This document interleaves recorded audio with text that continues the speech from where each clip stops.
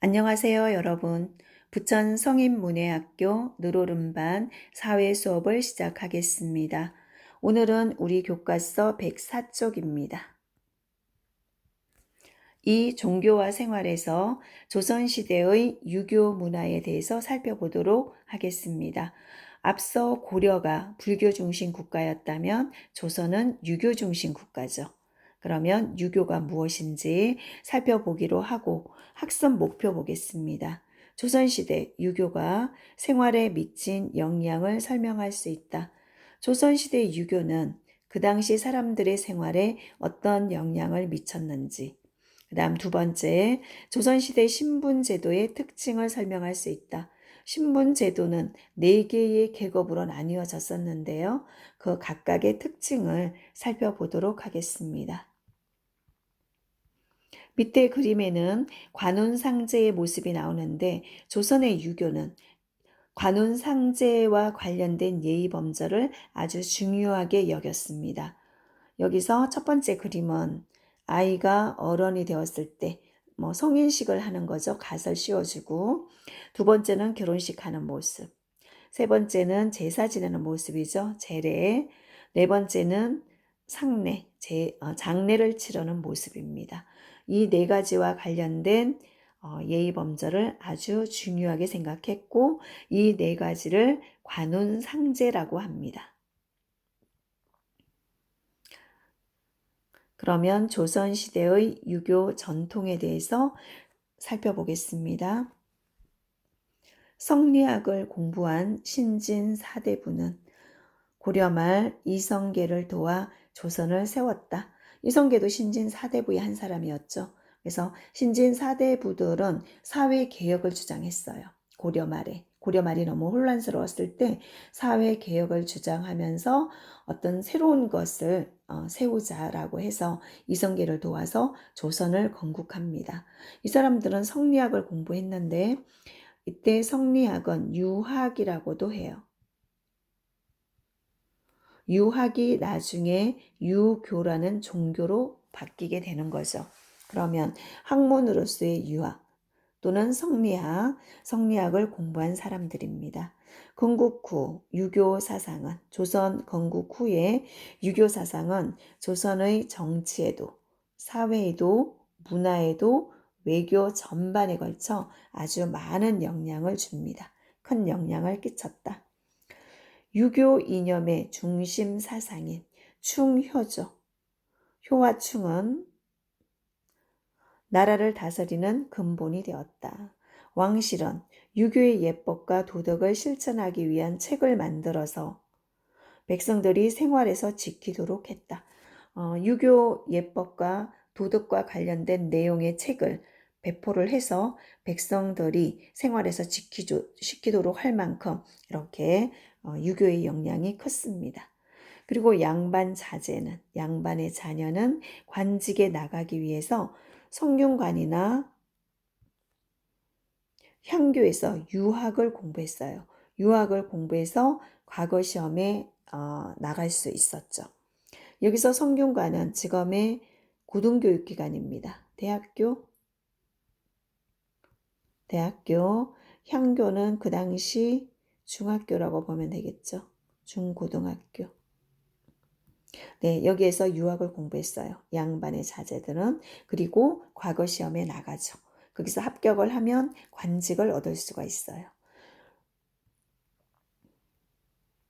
네, 이처럼 나라에서 유교 정책을 강조함에 따라 백성들도 점차 이를 받아들여 삼강오륜과 관운상제와 같은 유교의 예를 따르게 되었다. 우리 앞에서 관운상제는 살펴보았고 밑에 삼강오륜이 나와 있습니다. 5가지 지켜야 할 도리죠. 네, 삼강오륜 5개가 뭘까요? 첫 번째, 부자유친. 아버지와 아들은 친함이 있어야 한다. 친할 친자죠. 그 다음에 군신유의. 임금군이에요. 신하신. 임금과 신하는 의로움이 있어야 한다. 부부유별. 부부라 할지라도 구별되어야 한다. 장유유서. 어른과 아이는 순서, 서열이 있다. 그러니까 어른을 공경하라는 뜻이죠. 그 다음에 붕어유신, 친구끼리는 신, 믿음이 있어야 한다. 신뢰가 있어야 한다. 이 5가지의 가르침을 삼강오륜이라고 합니다. 그러면 조선시대의 신분제도, 신분 질서 보겠습니다. 조선시대의 신분은 양반, 중인, 상민, 천민 이렇게 4개의 계급으로 나눠지는데요. 여기서 양반은 또 문반이 있고 무반이 있었어요. 문반은 공부를 해서 과거에 급제한 사람, 과거에서 합격한 사람이죠. 무반은 장군들이죠. 나라를 지키는 사람들, 이렇게 문반, 무반이 있었습니다. 모두 양반이고, 그 다음 법적으로 양인이라면 누구나 과거에 응시해서 양반이 될 수 있었어요. 법적으로는. 그러나 현실적으로 불가능했죠. 일을 해야 했기 때문에. 생업에 종사해야 됐기 때문에 생업에 종사하는 상민들은 과거 급제가 현실적으로 불가능했다.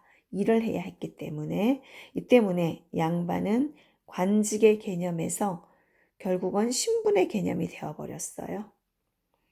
양반은 과거로 관직에 올랐고 과거에 합격을 하면 관직에 올랐고 나라로부터 토지와 노비를 받아서 안정적인 경제 생활을 누렸다고 합니다. 그러니까 옛날에도 공부를 했어야 됐단 얘기죠. 그리고 중위는 의술, 의사죠.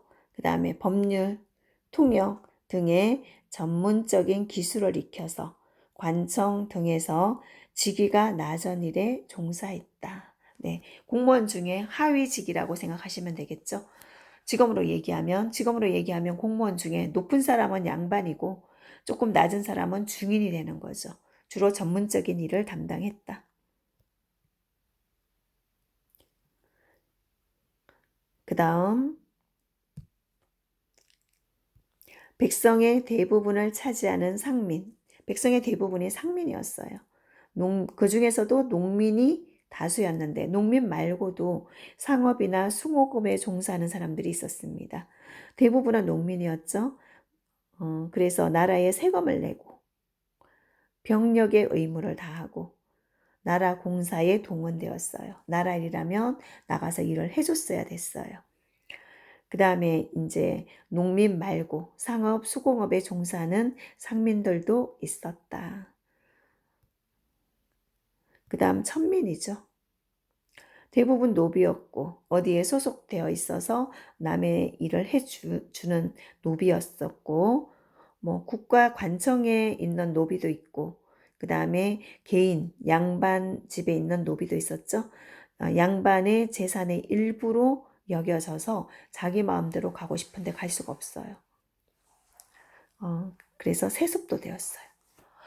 태어나 봤더니 엄마 아버지가 노비예요. 그럼 나도 노비가 되는 거죠. 너무도 불합리한 제도죠. 얼마나 억울했겠어요. 그러면 옆에 이런 신분 관계를 옆에 그림으로 나타냈는데요. 크게는 조선시대의 신분은 양인과 천민으로 나눴습니다. 양인에는 양반, 중인, 상민이 들어갔죠. 이 중에서도 양반과 중인은 지배계층이 되고 나머지 밑에는 피지배계층, 지배를 당하는 계층이 되죠.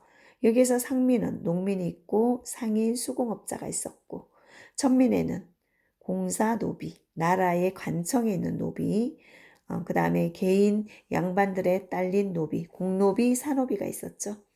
백정이라든가 고기 잡는 사람이죠. 돼지고기, 소고기 잡는 사람, 그 다음에 무당, 창기, 광대 이런 사람들은 천민이었습니다.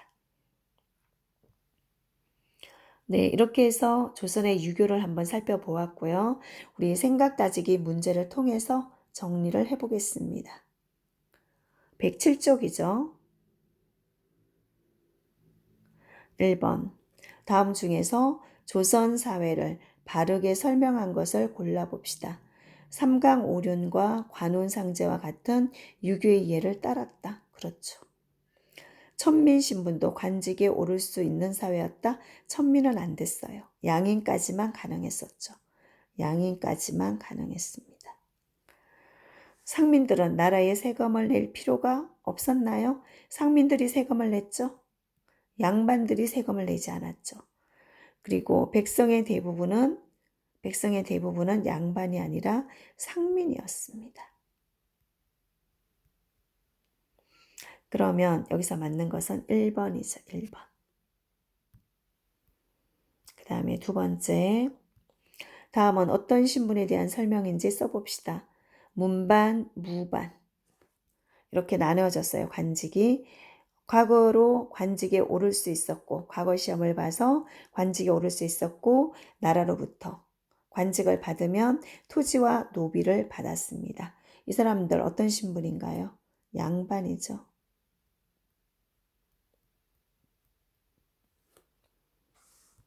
그 다음 3번. 조선시대의 신분과 그에 대한 설명을 바르게 연결해 봅시다. 천민 어디 있나요? 네, 천민은 대부분 노비이고 신분이 세습되었다. 중인, 의술, 법률, 통역, 전문직위를 했었죠. 네, 하위직이라고 했어요. 상민, 대부분의 농민이고 세금을 냈어요. 그 다음 지금까지 배운 내용을 한번 정리해 보겠습니다. 정리 콕콕이죠? 네, 고려의 불교는 나라의 종교로서 크게 발전해 백성들 생활에도 영향을 주었습니다. 고려의 불교는 왕실에서 귀족들이 밀어주는 종교였죠. 그래서 결국은 나라의 종교까지 되었습니다.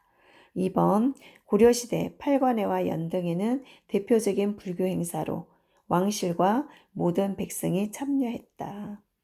세 번째, 조선은 유교를 나라의 근본으로 해 국가의 중요 정책을 삼았습니다. 국가의 중요 정책을 삼았다.